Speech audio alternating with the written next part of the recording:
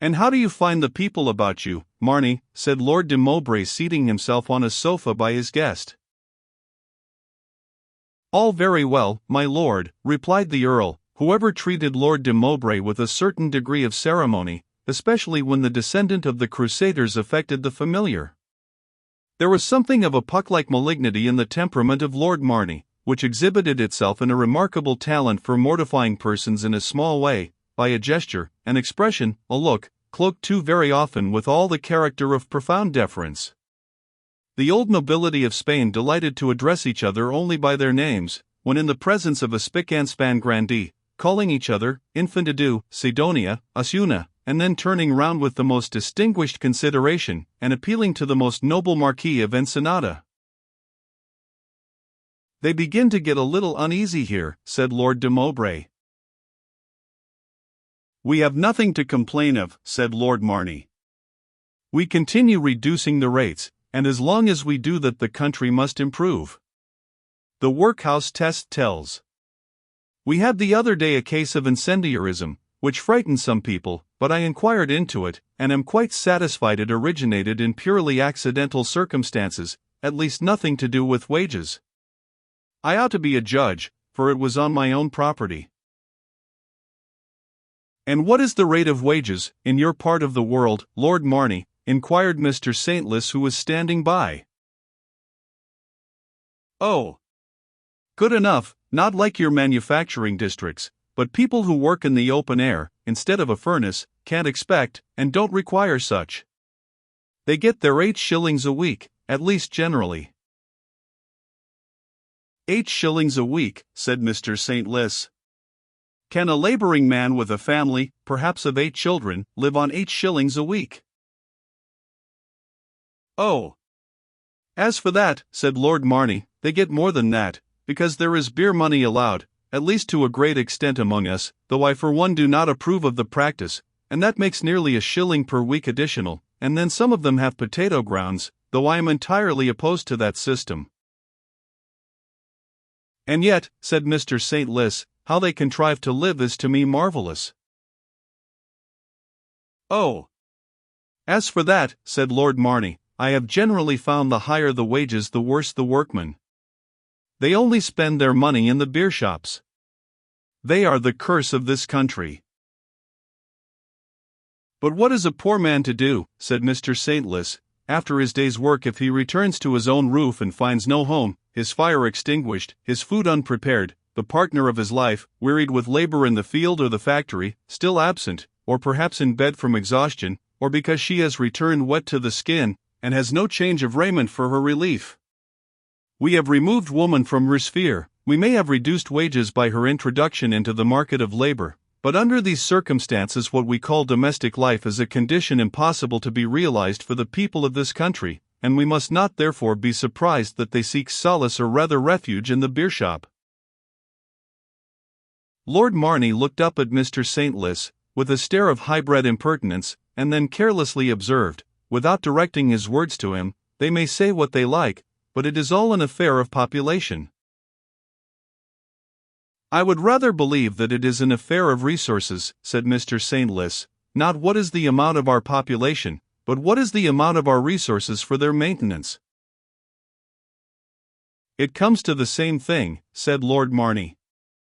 "Nothing can put this country right but emigration on a great scale, and as the government do not choose to undertake it, I have commenced it for my own defense on a small scale. I will take care that the population of my parishes is not increased. I build no cottages and I destroy all I can, and I am not ashamed or afraid to say so." "You have declared war to the cottage, then," said Mr. Saintless, smiling. "It is not at the first sound so startling a cry as war to the castle." "But you think it may lead to it," said Lord Mowbray. "I love not to be a prophet of evil," said Mr. Saintless. Lord Marnie rose from his seat and addressed Lady Firebrace, whose husband in another part of the room had caught Mr. German, and was opening his mind on the question of the day. Lady Maud, followed by Egremont, approached Mr. Streatless, and said, "Mr. Egremont has a great feeling for Christian architecture, Mr. Streatless, and wishes particularly to visit our church of which we are so proud." And in a few moments they were seated together and engaged in conversation. Lord Mowbray placed himself by the side of Lady Marny, who was seated by his countess. "Oh, how I envy you at Marny," he exclaimed. "No manufactures, no smoke, living in the midst of a beautiful park and surrounded by a contented peasantry." "It is very delightful," said Lady Marny, "but then we are so very dull, we have really no neighborhood." "I think that's such a great advantage," said Lady Mowbray. "I must say I like my friends from London. I never know what to say to the people here. Excellent people, the very best people in the world. The way they behave to poor dear Fitzwaring, when they wanted him to stand for the county, I never can forget, but then they do not know the people we know, or do the things we do, and when you have gone through the routine of county questions, and exhausted the weather and all the winds, I am positively, my dear Lady Marny, aux abois, and then they think you are proud, when really one is only stupid." "I am very fond of work," said Lady Marny, "and I talk to them always about it." "Ah! You are fortunate. I never could work, and Joan and Maud, they neither of them work. Maud did embroider a banner once for her brother, it is in the Hale. I think it beautiful, but somehow or other she never cultivated her talent." "For all that has occurred or may occur," said Mr. St. Lys to Egremont, "I blame only the Church. The Church deserted the people, and from that moment the Church has been in danger and the people degraded. Formerly religion undertook to satisfy the noble wants of human nature, and by its festivals relieved the painful weariness of toil. The day of rest was consecrated, if not always to elevated thought, at least to sweet and noble sentiments. The Church convened to its solemnities under its splendid and almost celestial roofs amid the finest monuments of art that human hands have raised, the whole Christian population, for there, in the presence of God, all were brethren. It shared equally among all its prayer, its incense, and its music, its sacred instructions, and the highest enjoyments that the arts could afford." "You believe then in the efficacy of forms and ceremonies?"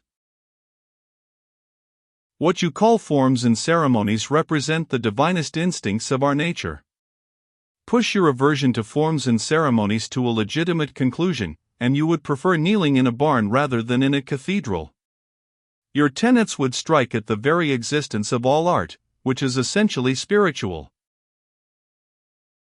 "I am not speaking abstractedly," said Egremont, "but rather with reference to the indirect connection of these forms and ceremonies with another church. The people of this country associate them with an enthralling superstition and a foreign dominion." "With Rome," said Mr. St. Lys, "yet forms and ceremonies existed before Rome." "But practically," said Egremont, "has not their revival in our service at the present day a tendency to restore the Romish system in this country?" "It is difficult to ascertain what may be the practical effect of certain circumstances among the uninformed," said Mr. St. Lys. "The Church of Rome is to be respected as the only Hebreo-Christian church extant. All other churches established by the Hebrew apostles have disappeared, but Rome remains, and we must never permit the exaggerated position which it assumed in the middle centuries to make us forget its early and apostolical character, when it was fresh from Palestine and as it were fragrant from paradise. The Church of Rome is sustained by apostolical succession, but apostolical succession is not an institution complete in itself, it is a part of a whole. If it be not part of a whole, it has no foundation. The apostles succeeded the prophets. Our Master announced himself as the last of the prophets. They in their turn were the heirs of the patriarchs, men who were in direct communication with the Most High. To men not less favored than the apostles, the revelation of the priestly character was made, and those forms and ceremonies ordained, which the Church of Rome has never relinquished. But Rome did not invent them. Upon their practice, the duty of all congregations, we cannot consent to her founding a claim to supremacy. For would you maintain then that the Church did not exist in the time of the prophets?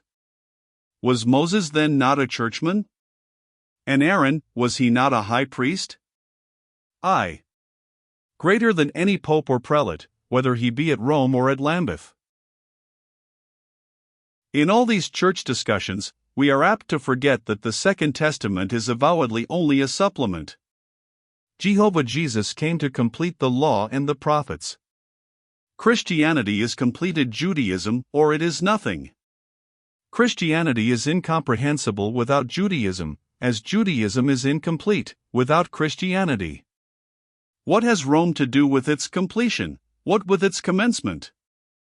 The law was not thundered forth from the Capitolian Mount, the divine atonement was not fulfilled upon Mount Caesar.